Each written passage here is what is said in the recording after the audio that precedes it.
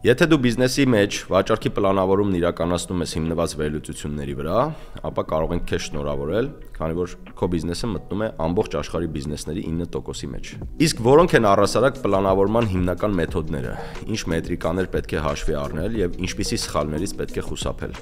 Կարճ ու կոնկրետ, առանց ավելորդ ձևակերպումների, եկեք սկսենք։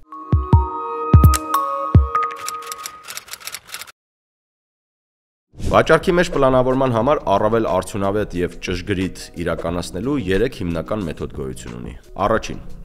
նաիվ պլանավորում։ Անունն արդեն ինքնին ամեն ինչ ասում է։ Սա մոտեցում է, երբ ասում ենք անցած տարի օրինակ 100 միավոր վաճառեցինք, այս տարի էլ կարելի է 20% ավել պլանավորել։ Հարմար է, արագ է, բայց ոչ միշտ է իրատեսական։ Ինչու՞։ Շուկան, տենդենսները, իրավիճակները միշտ փոփոխվում են։ Երկրորդ՝ թիրախային շուկայի մեծության հաշվարկ։ Միշտ անհրաժեշտ է հասկանալ, թե որքան է կազմում շուկան եւ ընկերությունները ինչ մասնաբաժին ունեն այդ շուկայում։ Այս մեթոդն ավելի հիմնավոր մոտեցում է պահանջում, վերլուծություն, տվյալներ եւ հաշվարկներ ու բնականաբար մրցակիցներ։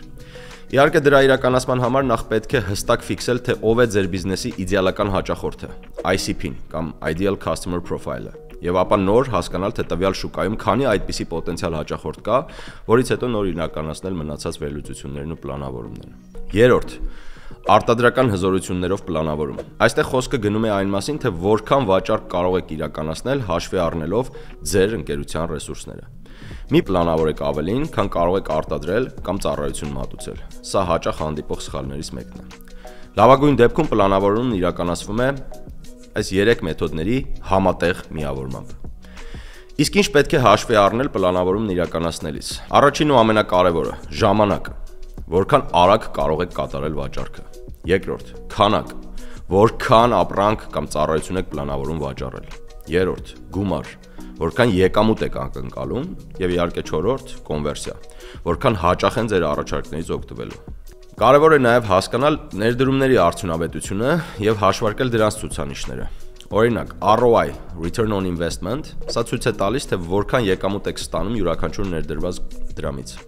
Հաշվարկվում է այսպես. ROI-ը հավասար է մաքուր եկամուտ, հարաբերած ներդրումներ եւ բազմապատկած 100%-ով։ Առհասարակ համաշխարհային բիզնես պրակտիկան ցույց է տալիս, որ 15% ավելի ROI-ը հնարավոր է համարել բավական արդյունավետ։ Օրինակ, տեխնոլոգիական ոլորտում ROI-ը կարող է հաճախ գերազանցել 20%-ը։ Շատ ավանդական բիզնեսներում, ինչպիսին են օրինակ մանրածախ վաճառքը, 5-ից 10%-ն էլ համարվում է բավարար ցուցանիշ։ Երկրորդ,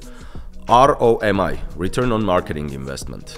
Սա չափում է մարքեթինգային արշավների արդյունավետությունը։ Հաշվարկվում է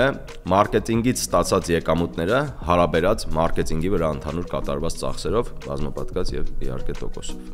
Սկսնակ բիզնեսներում ROMI-ն կարող է ցածր լինել, կապված ապրանքի ճանաչելիության, տեսանելիության բարձրացման հետ։ Բայց կայացած ընկերությունների համար 50%-ից բարձր ROMI-ը ցույց է տալիս հաջողված ռազմավարություն։ Հաջորդը ROSI-ն է, այսինքն Return on Sales Investments։ Սա չափում է վաճառքի մեջ կատարված ներդրումների արդյունավետությունը։ Նման է ROI-ին, բայց կենտրոնանում է վաճառքի գործընթացների վրա կատարված ներդրումներին։ Բիզնեսների 80-ից ավել տոկոսը սխալվում են վաճառքի պլանավորման գործընթացում, հիմնականում երկու պատճառներով։